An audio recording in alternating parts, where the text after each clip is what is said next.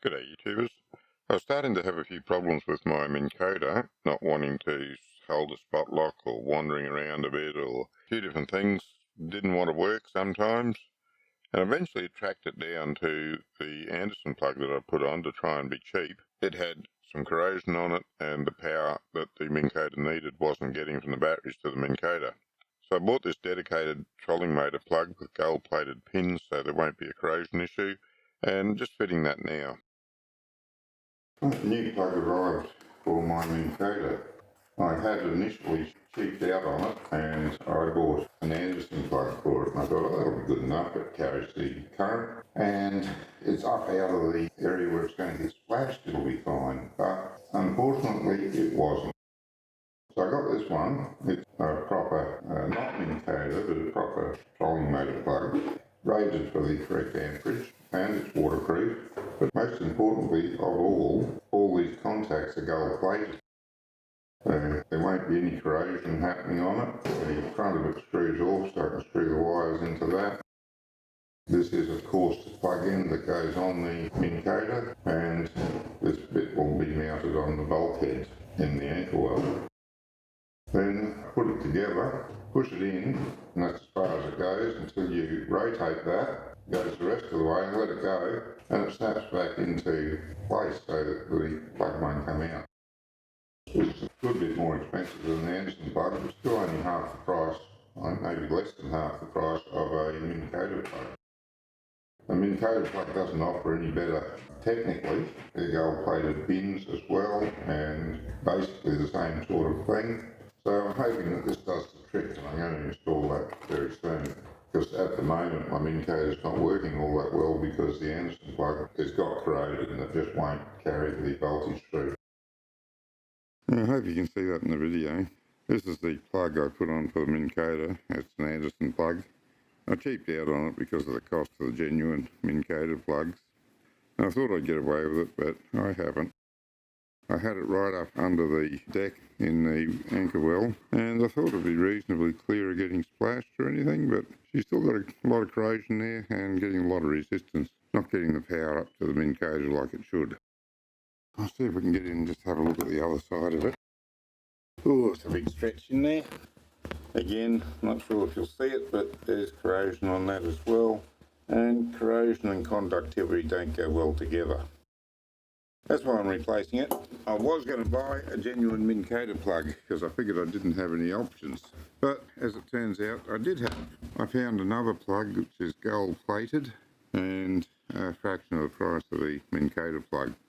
Rated for 50 amps, which is what the Altera is supposed to draw, so I'm going to put that on and give it a go.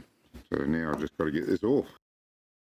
Now this wire is borderline. The other wire that I've got heading back from the batteries is thicker, but I'm going to cut it all the same way just to demonstrate this. I could probably do this with a pair of side cutters without straining them too much. However, when you're dealing with the heavier wires like battery cable and that, I find it easier to use a cut-off wheel on the grinder, and of course safety goggles, and ideally a little bit of protection around it, but never mind, we'll go with this.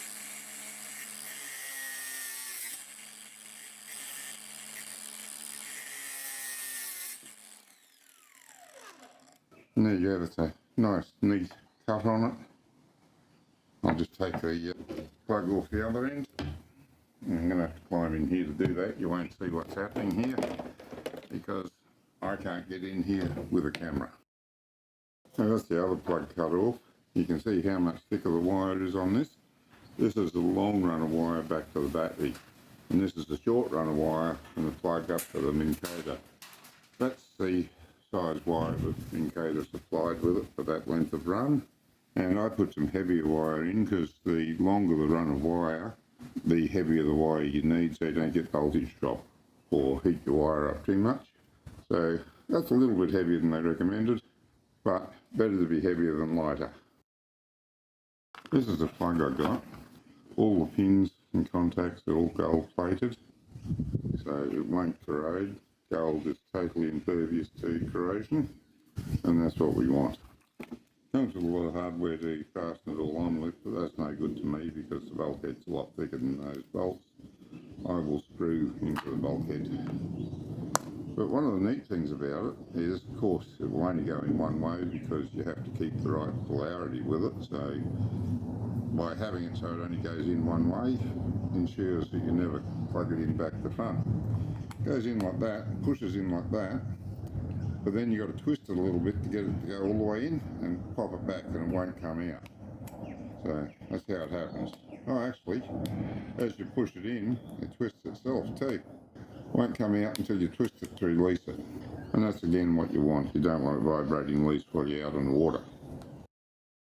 So I'm going to put this piece on this, and unfortunately we're not going to get a good seal on this because we've got two separate wires going in, but not much we can do about that. That's just the way it is. If I feel there's a need for a seal there, I'll fill it with elastic at the back and make the seal that way. And the barrel of it screws off, so you will need to make sure you put that on the wires before you go ahead any further. And now we want to strip this back so that we can get these in here. I generally just use a Stanley knife for cutting off the insulation on wires these days. A little bit of care, you won't cut yourself with it. You can actually press down quite hard directly on the sharp point of a knife, as long as you don't slide your finger along the length of the blade. Just pressing down on it's not going to cut you. As soon as you get some movement in it, that's when you're going to get cut. So a little bit of care, you can pare off the insulation on the wire, and there's no real risk to it, as long as you know what you're doing. If you don't know what you're doing, try wire strippers. Now, there's no difference in the pins, they're both the same size, so I can go either, doesn't matter which one's red and which one's black, so long as I match it up on the other side so they get red to red and black to black. And that makes perfect sense, I think. I didn't show a close-up of this on a video, which I apologise for, but these are very good plugs, high quality. They've got 2 screws to hold each wire in, and the hole where the wire goes in is quite deep, so it gives you quite a length of wire to get in there for the contact area, and 2 screws to hold it in. Not only is it secure, but the 2 screws also improve the contact by pressing it up against the gold-plated inner surface of the pin. It goes a good deal further forward than I thought it did. Yeah, I know, it does go further forward than I thought. I want to get these in as far as I can. So I can take a little bit more off there. I'm going to do that. What is a little bit disappointing is the wiring that Minn Kota gave us with the Altera isn't marine, not tinned. It's sad to see. For a saltwater motor, I would have expected tinned wiring, but as I say, it is what it is. I learn to live with these things. Once I discovered that the hole where you put the wire in is even deeper than I thought, I decided I'd pare off a bit more insulation and take advantage of that and get the wire in as far as I could. Now, I've got both them in there nice and tight, all the way in. And when I'm tightening these up, I always like to tighten the one at the back up first.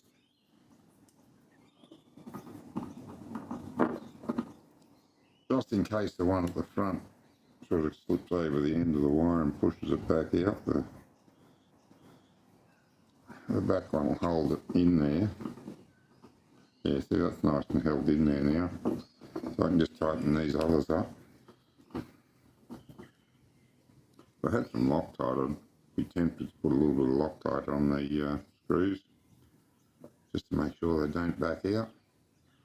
Because being on gold-plated inserts, they're not going to get any corrosion to help them stay in place. Get this piece on. I'll get him screwed up nice and tight against the O-ring seal that's in there.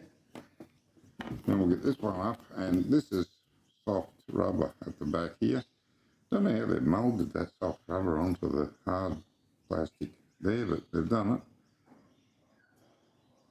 Doesn't appear to be an insert or anything. Anyway, beside the point. What we're wanting to do is get it all together.